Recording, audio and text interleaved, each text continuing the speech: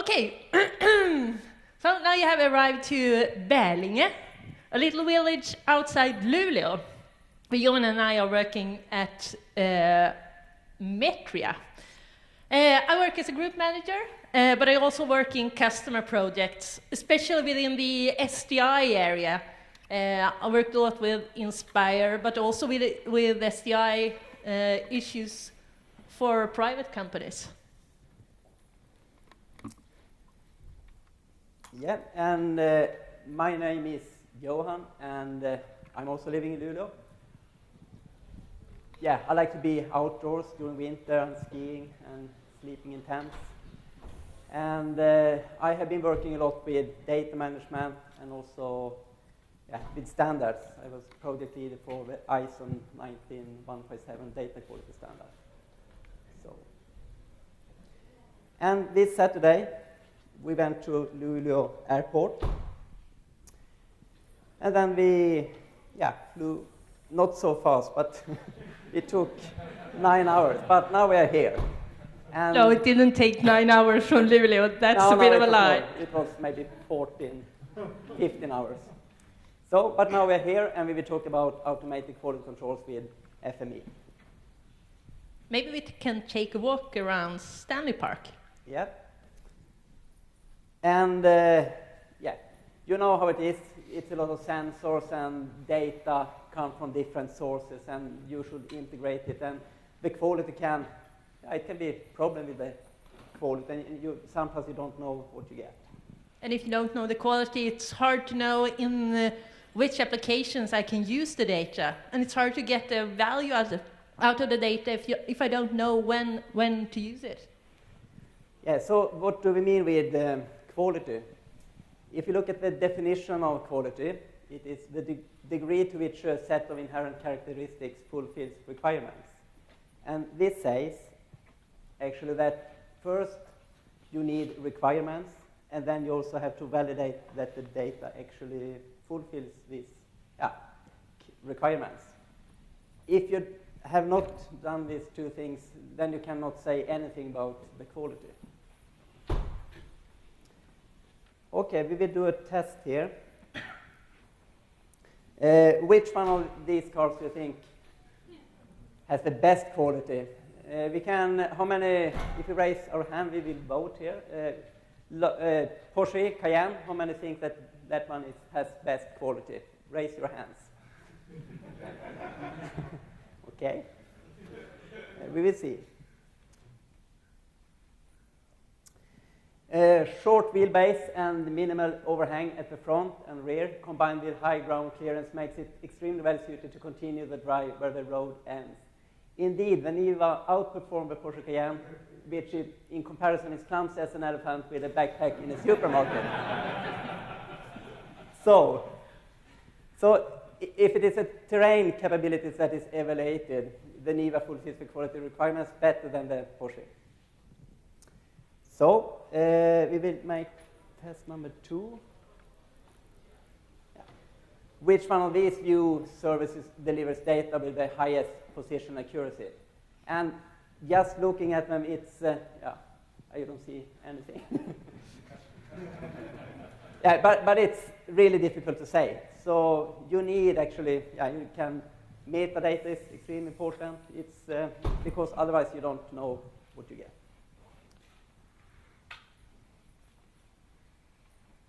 So, how should I handle quality in my SDI? So I think we will go back to Sweden and take a look at one project that we have been working with. So we're moving back very fast. We are now in Stockholm. And at the Swedish Environmental Protection Agency. So we'll first give you a bit of a background. In Sweden, it works like this: that for the environmental monitoring program, the Swedish EPA has an organization where they have data hosts. So they don't have any of this data in-house. They have it at the data host, who is responsible for storage of the data and for publication of the data. But actually, the guys who are doing the field work, the data collectors, they are also signed up by the Swedish EPA.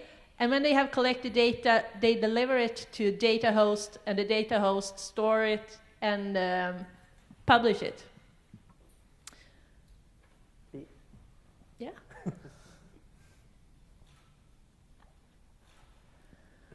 So here we have an example. This guy is measuring air quality. And for his help, he has this manual. But one problem that they have today is that the quality demands for this air quality data, they are kind of hidden within this manual. If you read it really carefully, you can find them. But it's hard to get an overview, and it's hard to know what is mandatory and what is kind of more optional or less obligated to fulfill. Today they are reporting data in Excel files. And as you know, in an Excel file, you can do pretty much as you like. Even if you get a template, you can fill in incorrect values. And many times, the data hosts need to put in a lot of work. You can switch to the next.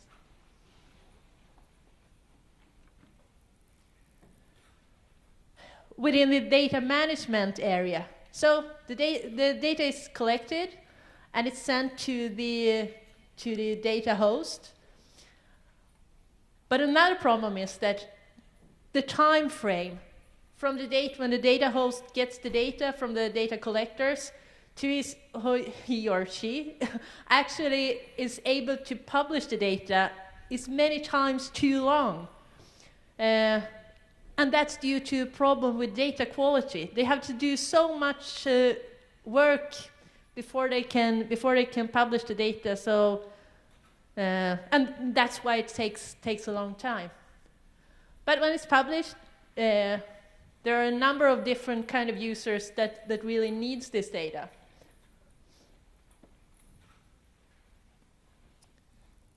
But we are back to this. What is the quality of the data? Is it reliable? What can I use it for?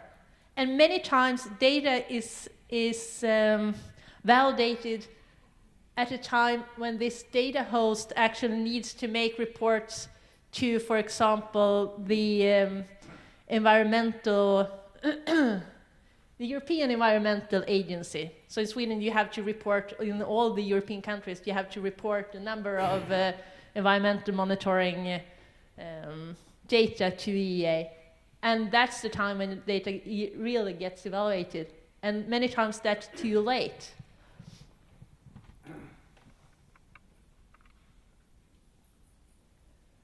So there are a number of challenges within this process. So the first is deliver and publish data with known quality. Establish a well-defined connection between data collection manuals and the published data. As we said, it's hard to kind of sort out what the quality demands are in these manuals. It's also important to minimize the manual work needed for data management in order to kind of get a shorter time from data delivery to data publication.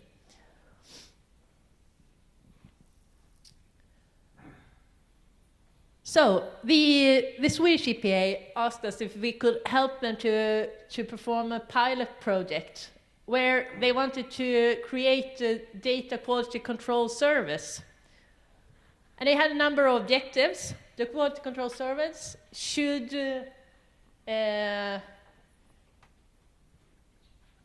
use standardized and should use the standardized and traceable way to describe the quality of the data. It shouldn't be something invented just for this project.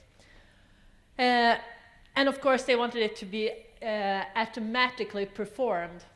And the third was that this process should also establish this link between the manuals and the results that were published by the data hosts. So we sat down, looked over the problem. we felt that it was really important to kind of choose the right track for this solution, since you don't want to end up at a road like this, where you can go by 110 kilometers per hour, and it's valid to both car and bikes. Now instead you want this nice sunny track, where it's calm and smooth, and what we saw was really important here was to use standards, and especially in this process to really specify what the quality demands were.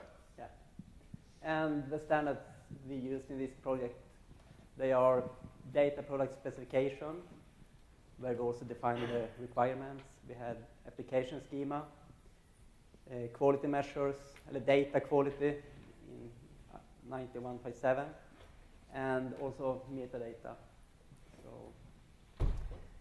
So the requirements are defined in product specification. In 91.7, you validate that the data fulfills the requirements specified in the data product specification, and you report your data quality in metadata.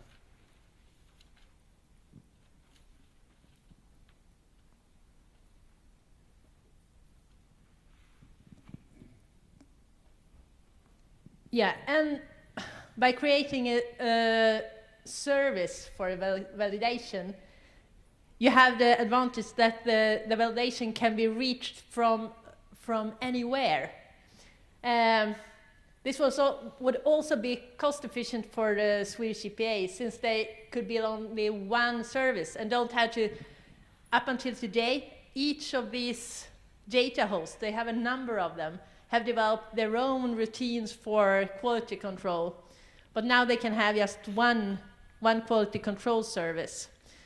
And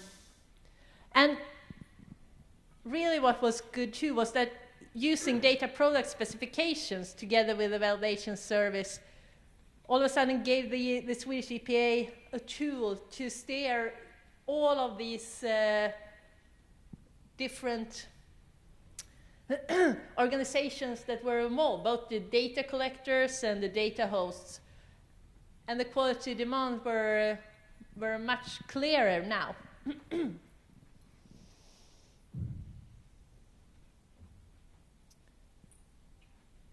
Yeah, and then we looked at what kind of techniques could we use for the validation service.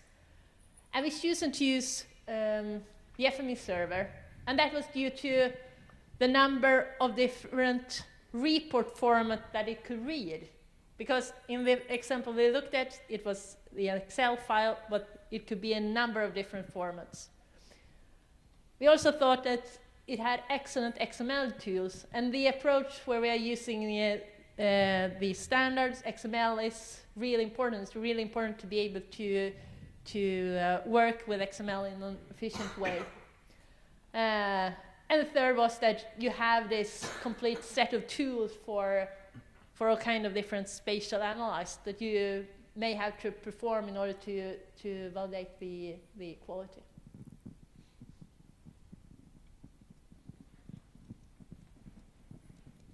Yes, so this overview shows the data collectors. They report data to this service, and the service validates the data, and if it's not okay, the data collector is get the message that what is wrong.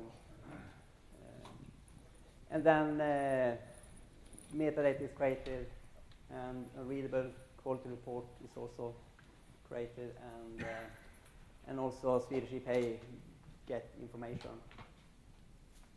And the data is not delivered to the data host before it's valid. So at this stage in the project, it was kind of hallelujah.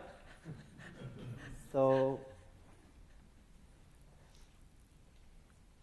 and this is the form where the data collectors, they can choose, they upload the data into this data service, and it shows three main sections. It's quality control of air data, sediment, and biota data. So they have to write the name and upload the file and so on. And then the service run and check the data, and it creates a quality report, readable to the right, but then it also generates metadata according to 157 and also 115. So here you see this BQ data quality tag.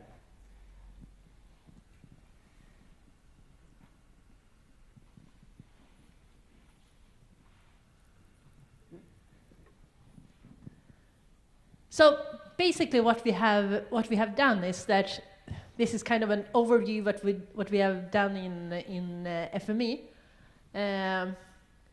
So you start by reading the file, and then we use schema mapper to harmonize data, because sometimes you can, even for the same type of report, for example, air quality report, you can have different types of report files.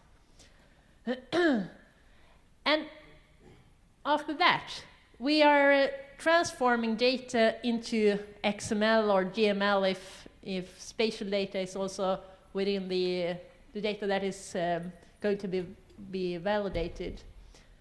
And up until that stage, you need to have separate workflows. But for the validation, we are using this schema file. And that means that we can use the FME XML validator in the same way, no matter what type of environmental monitoring data we are validating. And we also think that if the schema is not okay, then it's no idea to move on to and make other types of controls. You can make, of course, you can make a number of other controls. But we start by validating the application schema. So if that isn't okay, then it goes back right away. But if the application schema is okay, then you can move on to do a number of different tests. For example, is the data complete? Is it the expected number of rows in the files? And things like that. And for each test that is performed, metadata is generated in XML format. And then we merge the metadata together to a metadata XML file. And we also make this more readable quality control report. And these type of reports, both the metadata report and the readable report, is what ISO 19157 says that you are supposed to do.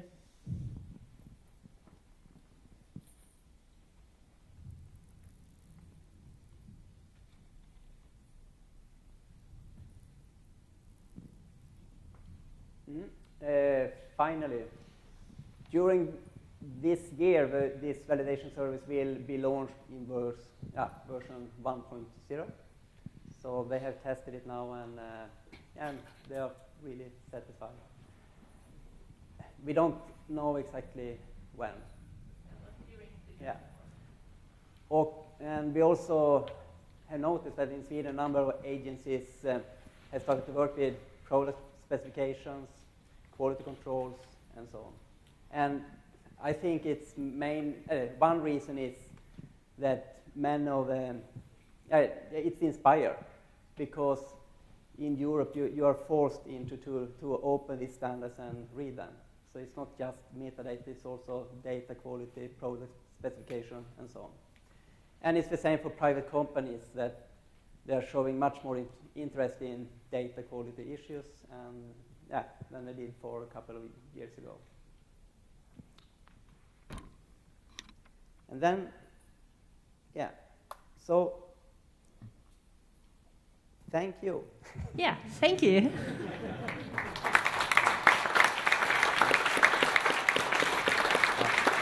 Actually, we have one extra bonus. Because we have time now, so we can look at that one too. And it was this first download, this presentation service that generated this presentation. So we will just look on this one. this one is very secret, as you understand, because it saves a lot of time. You don't have to prepare before conferences, you just press the button. So we have a presentation creator, and then you have a filter, which kind of presentation is it? Sport, travel, cooking, interior design, FME, and so on. And then it's, this one goes search photos from Google and geocode them. So there you have images and photos, and but then you also need text, and it's the same. It's search from Google, and also library systems around the world. And then we have these old writers. It's Prezi writer and PowerPoint. I mean, they are quite old technologies. We have a tester. If it's a GIS spatial conference, then it writes to this Google Earth writer. But we noticed when we worked with this one, it's not so easy. So we will actually write to Google and complain some, because you see the image, when you add the photos, they are quite, they are not rectangular. So and in some areas, it looks really strange. So.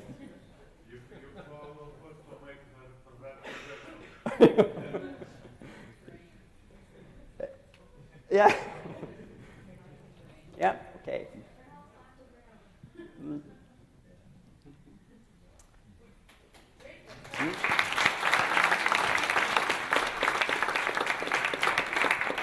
So does anyone have any, I've never seen KML used as a presentation medium before. It's a great way of showing a slide. And what's more, you could even, I noticed you zooming in and zooming out. So that's fantastic.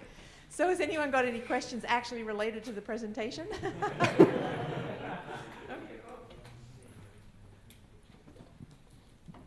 I'm interested in knowing how, if you can explain further on how you achieve writing to the ISO standard metadata.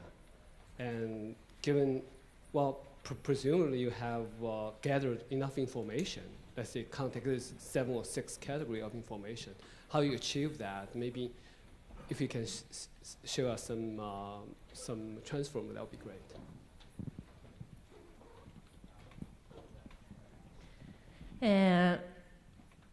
We won't be able to show you Transformer now, but you can come and talk to us if you like afterwards. But basically what you do is we have used XML templater, and then you add all the metadata elements. You kind of add the structure for the metadata file. And then we just generate this element that we create after we have performed a control. And then with XML templater, we can add the data at the right position within the metadata, in the metadata structure. There is a number of metadata elements, of course, that you can have. So it works best if you have a template that you start with, where you have filled in all this information. You need that if you want to make a complete metadata file. So if you have a template, then it's no problem to just add in these sections where you have generated the data quality metadata. And you can also use many different templates and then combine them. So. Anyone else? Yes. You, Sorry. Do you check for topology at all in the data checks? And if so, have you encountered any difficulties with the different types of data coming in from different software packages?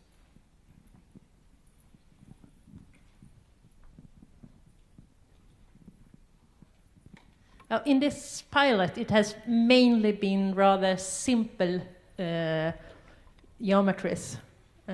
So I don't think I can answer that. No, but we have we also have Meta has a big data warehouse, and for some of the data that we bring from different sources, we do this kind of tests. So, but in this project, no.